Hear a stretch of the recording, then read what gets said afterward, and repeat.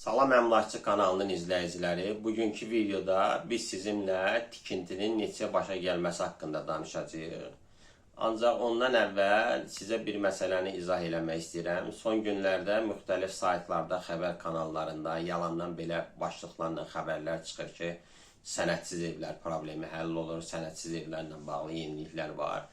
Bəli, başdan deyim ki, heç bir yenilik yoxdur. Nəsə yenilik olsa, mütləq elə ilk xəbər tutacağınız deməli, ünvanlardan biri bizim Əmlakçı kanal olacaq. Ona görə kanalımızı izləyin. Nəsə yenilik olsa sənədsiz evlərlə bağlı mütləq sizə xəbər verəcəm. Bəli, başdan deyim ki, növbəti videolardan birində mən sizə izah edəcəm ki, niyə sənədsiz evlər problemini həll etmək istəmirlər. Bunda hansı maraqlı tərəflər var ki, bu problem həll olunmasın və onların maraqları nədən ibarətdir? Bu barədə geniş bir video çəkəcəm. Ancaq bugünkü videomuzda mən sizə izah etmək istəyirəm ki, tikintinin maliyyəsi neçəyə başa gəlir? Yəni, belə deyək, 1 kvadrat metri. Doğrudur, istənilən bir tikintinin dəqiq qiymətini demək üçün, smetasını çıxartmaq üçün ki, yəni bu neçəyə başa gəlir, fərdi yanaşmaq lazımdır həmin tikintiyə və onun üzərindən hesablamaq lazımdır. Amma təxmini qiymətləri demək olur. Təxmini qiymətləri necə demək olur?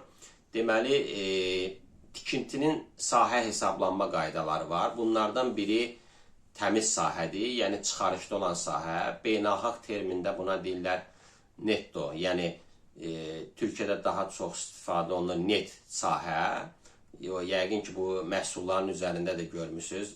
Ərzaq məhsullarının bir var qabla çəkisi, buna deyirlər brutto, bir də var qabsız çəkisi, yəni netto. Eləcə də sahələrin hesablanmasında bu iki üsuldan istifadə olunur. Deməli, daxili parametrlər üzrə, yəni çıxarışda olan sahə, bu olur net sahə, netto sahə və xarici parametrlər üzrə, yəni divarlarla nəzərə alınmaqla hesablanan sahə, bu isə olur brutto sahə, yəni brut sahədə deyirlər buna. Bu iki sahənin üzərindən tikintinin xərcini təxmini demək olur. İndi mən sizə deyəcəm daxili parametrlər üzrə ki, tikintinin kvadrat metri neçəyə başa gəlir. Deməli, əsasən bu dəqiqə bazarda tikintidə istifadə olunan materiallar M300 və M350 və M400 markalı betonlardır. M400 markalı betonları adətən yüksək mərtəbəli binaların tikintisində istifadə edirlər. Digəri isə M350, M300 markalı betonları isə fərdi evlərin tikintisində istifadə edirlər. Digər tərəfdən ən çox istifadə olunan armaturlar, deməli, A500C markalı armaturlardır. Bu armaturların da bazar qiyməti, haradasa mən bu qiymətləri dəqiqləşdirmişəm. Bugün 1000-1200 manat aralığında zavod armaturlarının qiyməti dəyişir. O cümlədən də betonun qiyməti haradasa 110-120 manat aralığında kub metrinə dəyişir.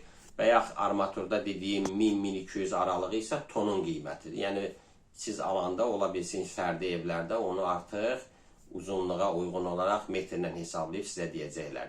Bu qiymətlərlə hazırda fərdi evin tikintisi başa gəlir 400 manata. Yəni, tikinti quraşdırma işləri. Tikinti quraşdırma işlərinə nə aiddir? Siz evin 4 divarını tikirsiniz, pəncərələri qoyursunuz və giriş qapısını qoyursunuz. Bu proses sizə kvadratı haradasa 400 manata bu bayaq dediyim qiymətlərlə başa gələcək.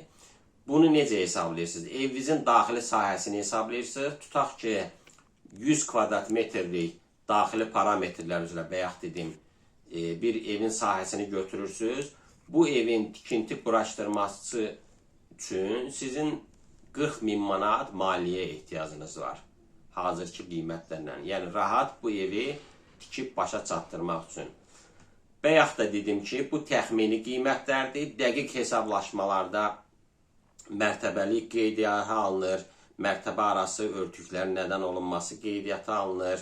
Bu kimi məsələlər, divarların nə ilə hörülməsi ümumilikdə evin tikintisinə təsir eləmiş amillərdir. Gələk binalarla bağlı. Binalarla bağlı bu işlə yaxından məşğul olan bir tanış dostumuz dedi ki, hal-hazırda binaların daxili sahə üzrə kvadrat metri 700 manata başa gəlir.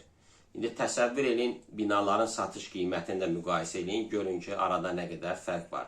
Təbii ki, sırf tikinti quraşdırma işlərindən söhbət getir. Yəni, qutu şəklində bina, ev tikilir və yaxud da vurğuladım, qapı və pəncərəsi qoyulur.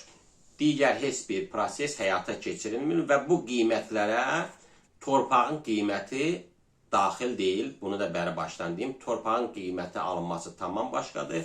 Burada sırf tikinti quraşdırma xərclərini sizin üçün dedim. Növbəti videolarda görüşənədək hələlik deyirəm.